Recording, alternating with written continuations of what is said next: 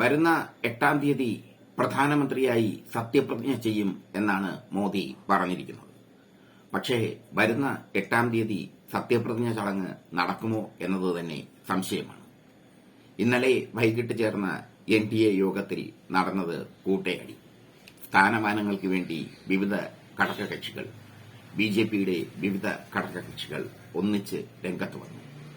TDP, JDU, മഹാരാഷ്ട്രയിലെ ശിവസേന ഷിൻഡെ വിഭാഗം, Chirag പാസ്വാന്റെ party, കർണാടകയിലെ ദേവഗൌഡയുടെ JDS തുടങ്ങിയ ഘടകകക്ഷികളെല്ലാം വമ്പൻ ആവശ്യവുമായാണ് രംഗത്തെത്തിയിരിക്കുന്നത്. പ്രധാനപ്പെട്ട വകുപ്പുകളായ പ്രതിരോധം, ആഭ്യന്തര വകുപ്പ്, റെയിൽവേ എന്നിവയൊക്കെ ഘടകകക്ഷികൾ ആവശ്യപ്പെട്ടിരിക്കുന്നു. ഈ സാഹചര്യത്തിൽ മോദി തലകുമ്പിട്ട് ഇരിക്കുകയാണ്. TDP ചില്ലറ പദവിയൊന്നുമല്ല ചോദിച്ചിരിക്കുന്നത്. ആഭ്യന്തര വകുപ്പടക്കം 8 ക്യാബിനറ്റ് മന്ത്രിസ്ഥാനം വേണമെന്നാണ് TDP പറഞ്ഞിരിക്കുന്നത്. ആഭ്യന്തരവും പ്രതിരോധവും അവർ ആവശ്യപ്പെട്ടു എന്നതാണ് ശ്രദ്ധേയം. നിതീഷ് 3 ക്യാബിനറ്റ് പദവികൾ ചോദിച്ചിരിക്കുന്നു. റെയിൽവേ അടക്കമുള്ള മന്ത്രിസ്ഥാനങ്ങളിൽ തങ്ങൾ വേണമെന്നാണ് നിതീഷ് പറഞ്ഞിരിക്കുന്നത്. JDU സ്പീക്കർ സ്ഥാനം ചോദിച്ചിരിക്കുന്നു. നിതീഷും സ്പീക്കർ സ്ഥാനം ചോദിച്ചിരിക്കുന്നു. ഒരിടത്തുമെത്താതെ പോയിരിക്കുന്നു. മാത്രമല്ല, തങ്ങൾ ആവശ്യപ്പെട്ട വകുപ്പുകൾ നൽകാതിരുന്നാൽ തങ്ങൾ പുറത്തുനിന്ന് പിന്തുണയ്ക്കുമെന്ന സൂചനയും മുന്നറിയിപ്പും മോദിക്ക് ഘടകകക്ഷികൾ നൽകിയിരിക്കുന്നു. മോദിക്ക് ഏറ്റവും കൂടുതൽ തലവേദനയായിരിക്കുന്നത് ചന്ദ്രബാബു നായിഡുവാണ്. ചന്ദ്രബാബു നായിഡുവിന്റെ TDPക്ക് നിർണായകമായ റോളുണ്ട് ഇപ്പോഴത്തെ മന്ത്രിസഭയിൽ.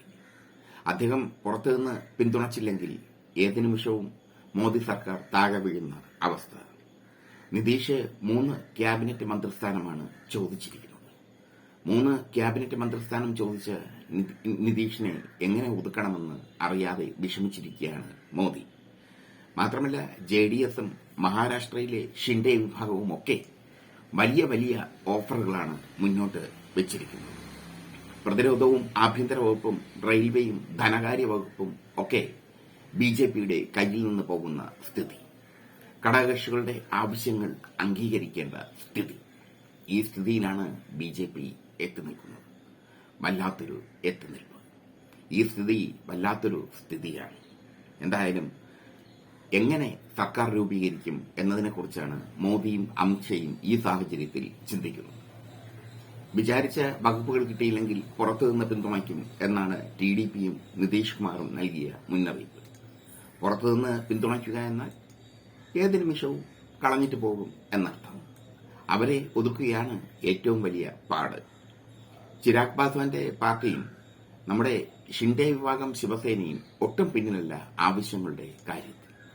ചുരുക്കത്തിൽ മോദിക്ക് ഒരു റബ്ബർ സ്റ്റാമ്പായി ഭരിക്കേണ്ടി വരുന്ന അവസ്ഥ. ഘടകകക്ഷികൾ എല്ലാം തീരുമാനിക്കുന്ന അവസ്ഥ. 400 സീറ്റ് നേടി അധികാരത്തിൽ വരുമെന്ന് വീമ്പിളക്കിയ എന്ന് പറഞ്ഞു നടന്ന മോദിയെ സംബന്ധിച്ചിടത്തോളം ഇത് വല്ലാത്തൊരു തിരിച്ചടിയാണ്.